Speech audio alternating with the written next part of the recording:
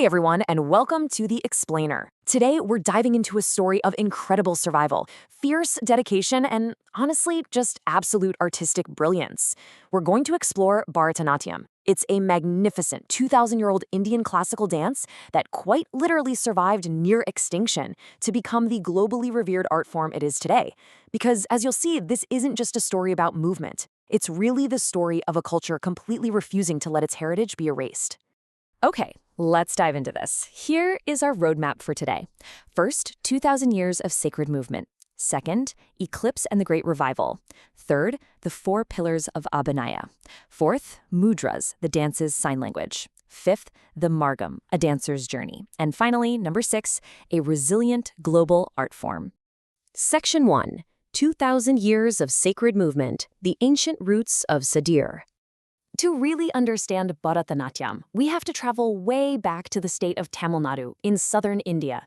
This is where the art form actually began, originally as a deeply sacred Hindu temple ritual known as Sadir. And just look at the sheer scale of this timeline.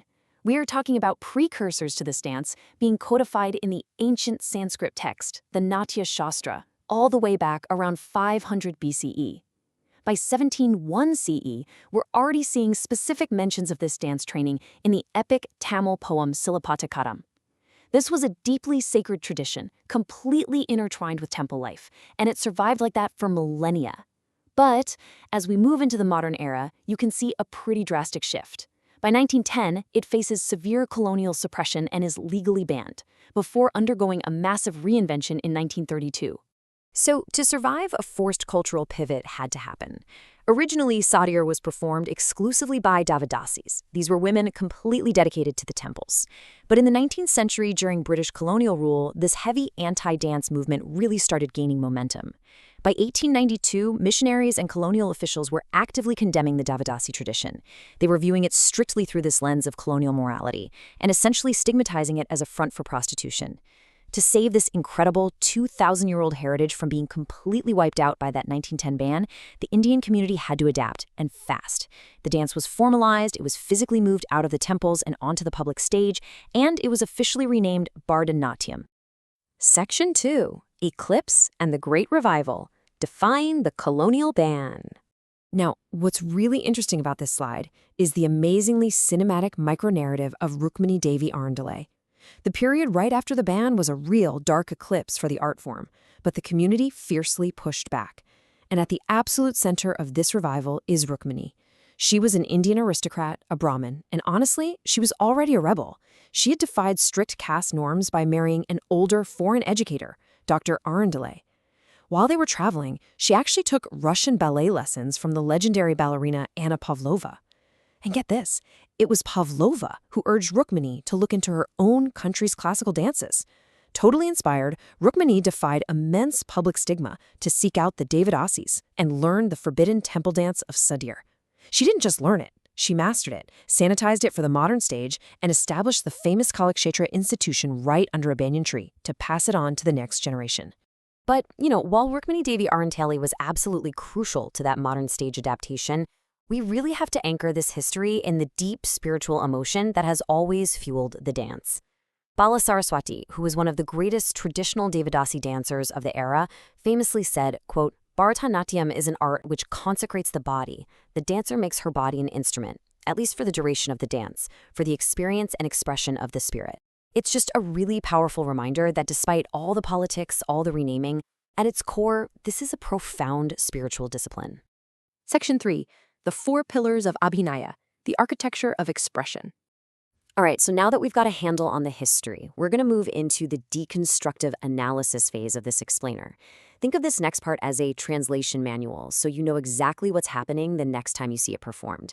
I want you to think about this question for a second. How do you tell a massive, complex story, one with multiple characters, epic battles, and deep spiritual longing, without speaking a single word on stage? Well, the secret lies in the ancient text of the Natya Shastra, which breaks down the 4 types of abhinaya, or expressive acting. First up is angika. That's the physical body language, from head to toe. Second is vachika. Now, the dancer themselves doesn't actually speak. Instead, the singer and the musicians act as the dialogue. They narrate the story while the dancer performs it. Third is aharya, which is the visual aesthetic.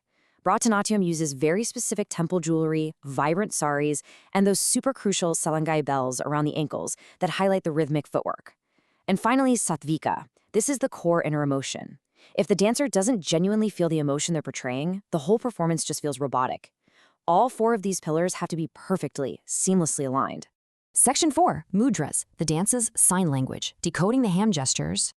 Let's zoom in on a very specific part of that Angika body language, the hands.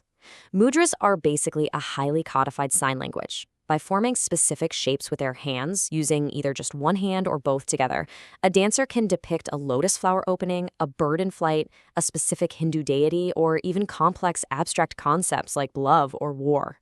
And when you combine these mudras with bhava, those are the intricate facial expressions using the eyes, eyebrows, and neck, a single solo dancer can seamlessly shift between playing a fierce, terrifying demon and a delicate princess, literally in the span of a single heartbeat. It's absolutely wild to watch. Section 5. The Margam, a dancer's journey. The traditional repertoire.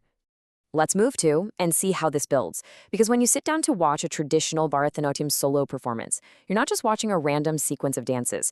You're actually witnessing a highly structured, escalating physical and spiritual journey called the Margam, which literally translates to the path. It starts off with the Alaripu, which is a rhythmic warm-up that loosens the body and offers a benediction to the gods, the guru, and the audience. Then we layer in melody with the Jatiswaram. Next up is the Shabdam. This is where expressed words and moods are finally introduced into the mix. All of this is leading up to the absolute core of the performance, the Varnam. This is a grueling, 45-minute to an hour-long centerpiece of complex storytelling where the dancer cycles through multiple speeds and emotions. And then, just when you think the dancer is completely exhausted, they hit the Talana, this fiery, rapid-fire explosion of pure rhythmic footwork and striking leaps that acts as the ultimate test of stamina. Across this entire journey of the Margam, you're going to see a constant interplay between two very distinct elements.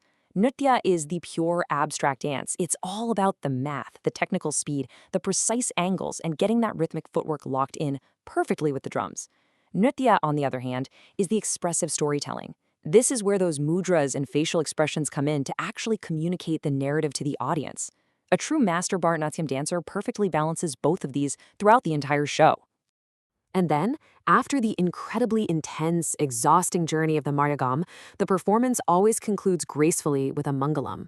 This is a final, calming verse of goodwill. It's an auspicious blessing of profound gratitude offered to the divine, the musicians, the guru, and you, the audience, peacefully closing the spiritual loop of the performance.